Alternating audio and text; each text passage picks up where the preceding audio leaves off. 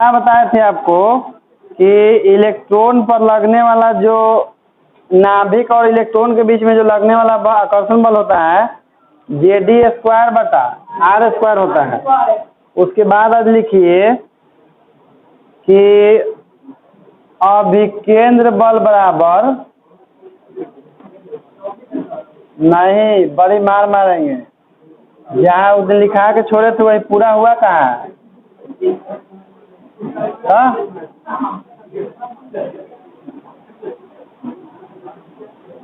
अभिकेंद्र बल का मान होता है mv² बटा में R, और आकर्षण बल का मान आया था Ze² बटा में R²।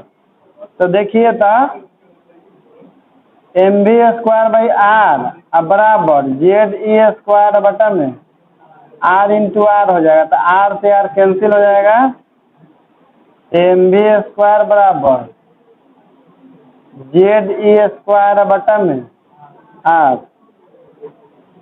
इसको मान लीजिएगा इक्वेशन 1।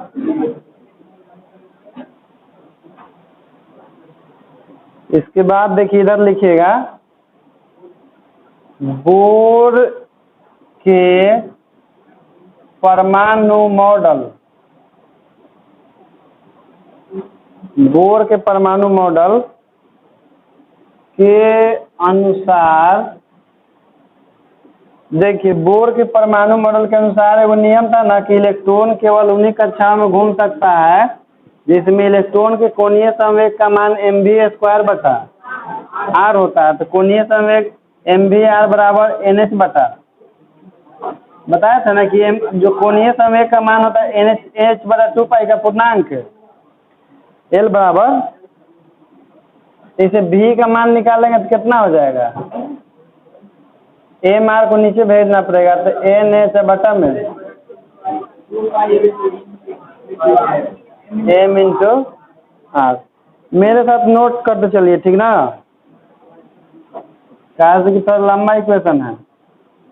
दोनों तरफ वर्ग करने पर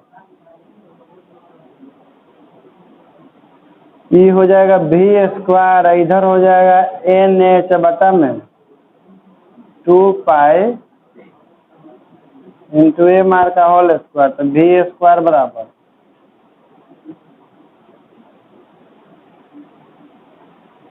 4 पाई स्क्वायर m² R²। इसके बाद हम इधर लिखेंगे v² का मान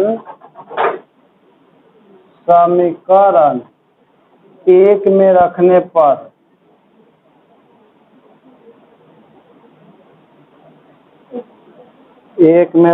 पर तो हम जानते हैं कि mv² बट्टा में था Ze²/R। यहाँ पर v का मान रख देंगे,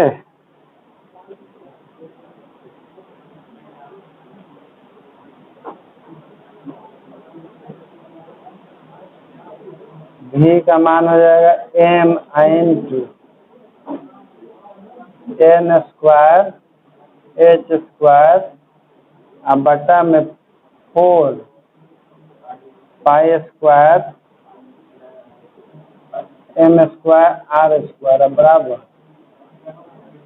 Ze²/R। ये हो जाएगा m इंटू n² h² बटा में 4 पाई² m इंटू m और r इंटू r बराबर Ze²/R। तो एक r से r कैंसिल हो जाएगा और एक तो m से m कैंसिल हो जाएगा। तो n² h² बटा में 4 पाई² m इंटू r बराबर Ze²। हमको निकालना था बोर त्रिज्या, तो हो जाएगा n² h² अब बट्टा में 4 pi square m into z a square by into में यहाँ पर आर हो जाएगा, तो आर बराबर आपका हो जाएगा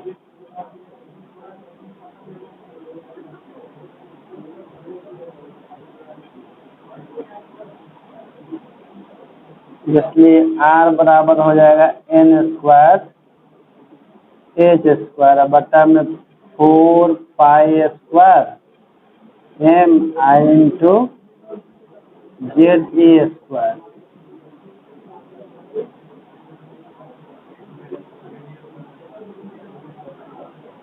चलिए अब इसको नोट कीजिए, लेकिन यहाँ लिख लीजिएगा कि यह ही बोर त्रिज्या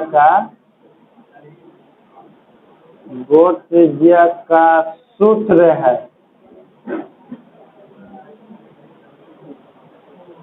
देखो यार समझो, जैसे लिखे थे कि अभी केंद्र बल बराबर आकर्षण बल ना, एम बी स्क्वायर बटा आर बराबर J D square by R, R square को 2 बार लिख दिया, आर इंटू आर से एगो आर से आर कैंसिल हो गया, एम बी स्क्वायर बराबर जे डी स्क्वायर बाई।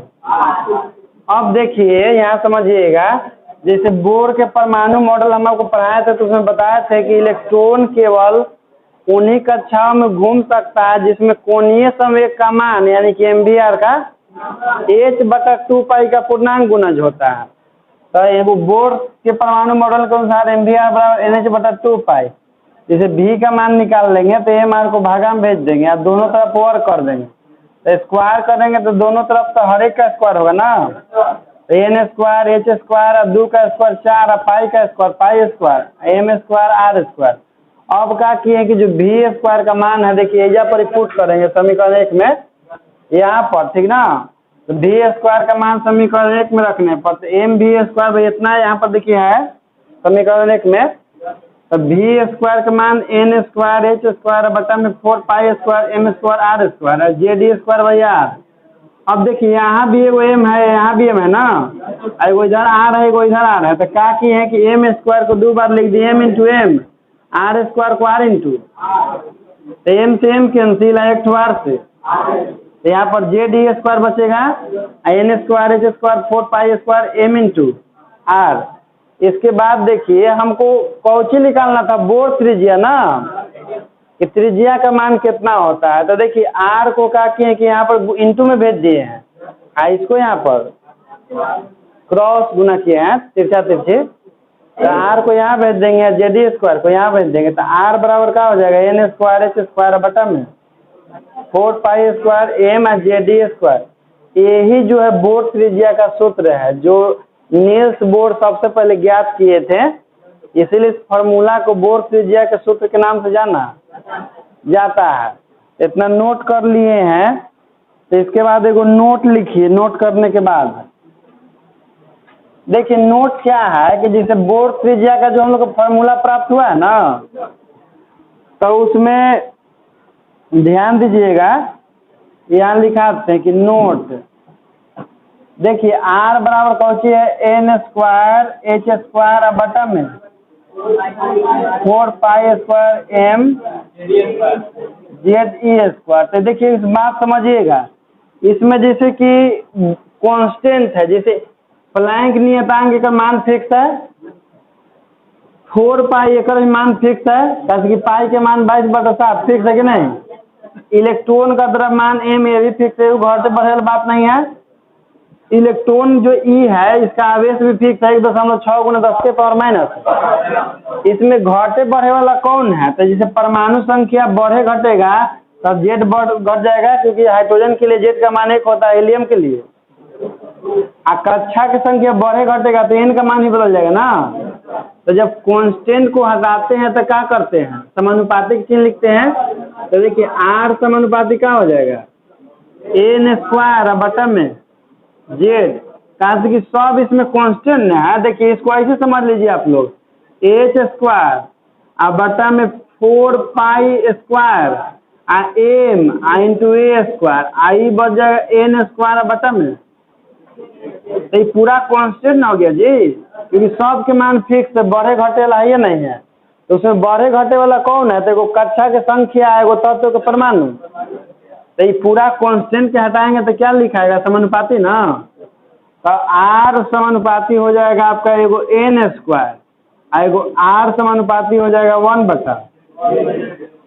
यानी कि परमाणु का जो त्रिज्या होता है ना, कक्षा के संख्या के वर्ग के समानुपाती होता है, कक्षा के संख्या के वर्ग के।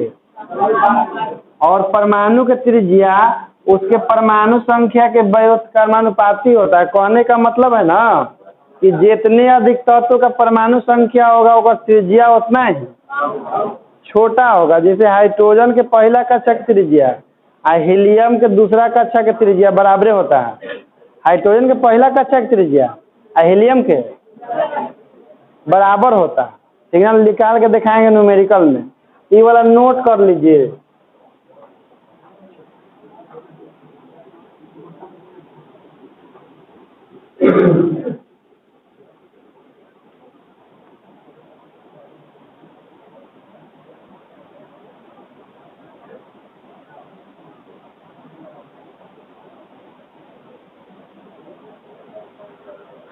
यहाँ भी ब्रैकेट में इसे लिख लीजिएगा तो रीजन स्पष्ट हो जाएगा, क्योंकि हम लोग एच स्क्वायर सबके हटाए हैं ना कांस्टेंट के फॉर्म में। तो लिख देते हैं कि m × e स्क्वायर बराबर कांस्टेंट।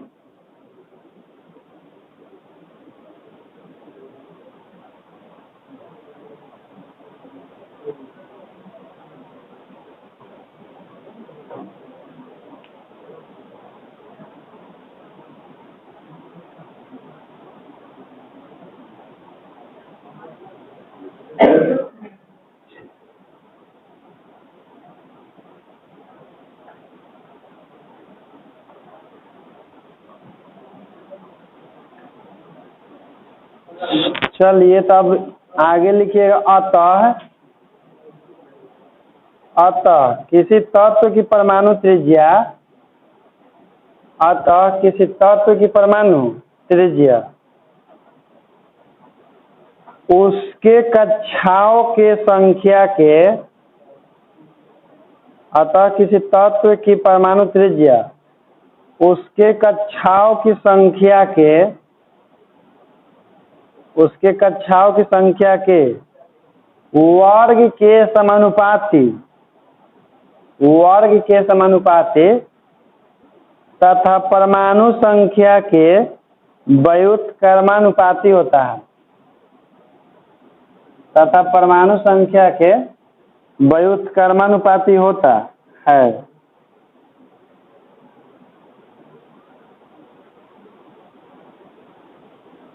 व्युत्क्रमानुपाती होता है। अब देखिए ये सब एग्जाम में कैसे आता है क्वेश्चन। जैसे मान लीजिए कि ये सब तो पूरा कांस्टेंट है, एक बारे में तो पूछेगा नहीं। एग्जाम में आता है कि जो बोर त्रिज्या होता है, बोर त्रिज्या होता है वो कक्षा की संख्या से किस प्रकार संबंधित होता है। अब ऑप्शन में रहेगा कि R समानुपाती n, R समानुपाती 1/n, R समानुपाती 1/n स्क्वायर, R समानुपाती n स्क्वायर। तो जानते रहिएगा तब ना बनाइएगा कि जो त्रिज्या का मान होता है वो कक्षा के वर्ग के समानुपाती होता है। ये भी आता है कि लेकिन इसको इन्वर्स करके पूछता है ऐसे R समानुपाती Z इन्वर्स। जैसे 12 क्लास के हाल ही में सेंटर पर एग्जाम हुआ है तो में पूछ ले था ये वाला, तो कोई से नहीं बना कहे तो सब नहीं पढ़ ले था 11 क्लास। आज जो पढ़ ले था ओकर एग्जाम में नहीं था, ओकर बहुत बाद में था। चलिए तो अगला नोट लिखिएगा। फिर अब देखिए हाइड्रोजन परमाणु के लिए, हाइड्रोजन परमाणु के लिए Z बराबर कितना? हाइड्रोजन परमाणु के लिए Z बराबर लिखिए Z बराबर 1। हाइड्रोजन परमाणु के लिए Z बराबर 1।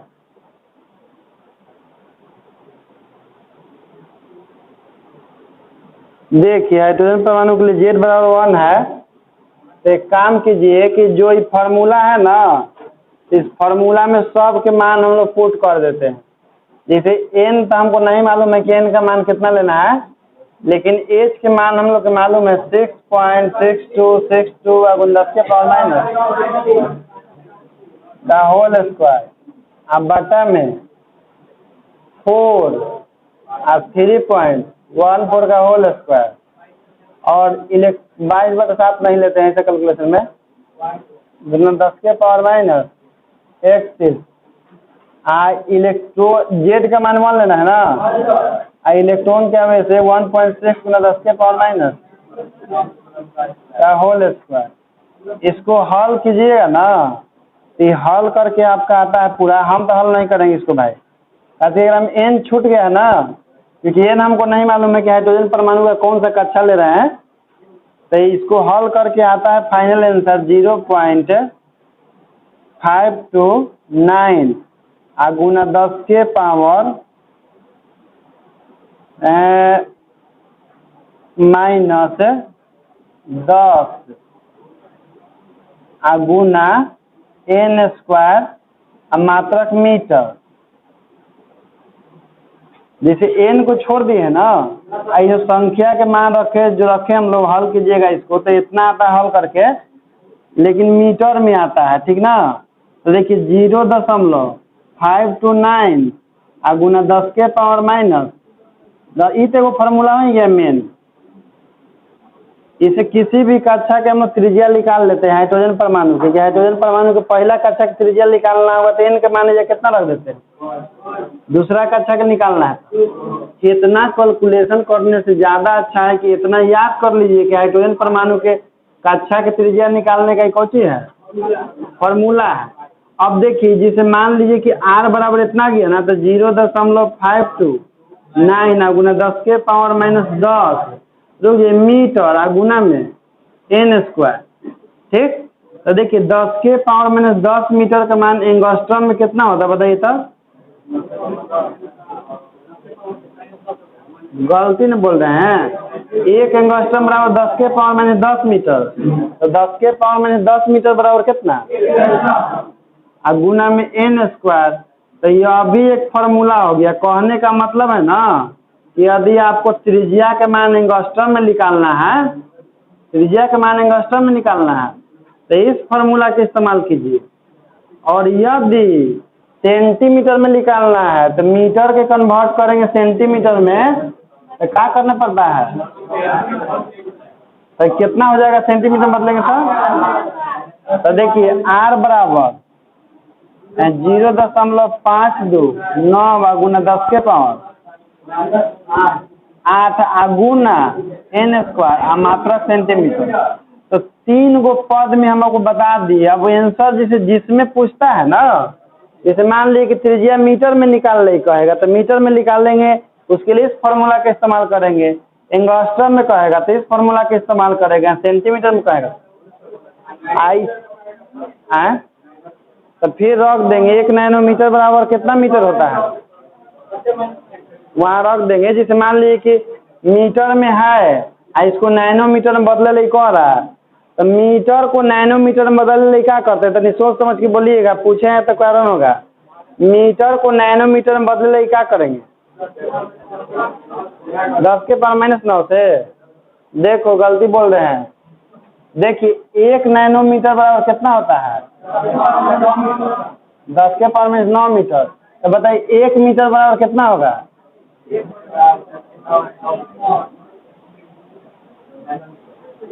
यानी भागा में आएगा और ऊपर जाएगा तो क्या हो जाएगा। अब मान लो कि मीटर में है, अब मीटर को कन्वर्ट करना है नैनोमीटर में, तो ये कितना से गुना होगा, 10 के पावर 9 से माइनस 9 से नहीं, ठीक ना। तो एक रूप जान लीजिए, बाकी सब मान याद रखिए, और कन्वर्सन कर लेगी तो जानबे करते हैं, उलट फिर कर लेगी, तो उसको जल्दी से नोट कर लीजिए, क्योंकि इस पर न्यूमेरिकल आता है बहुत अच्छा।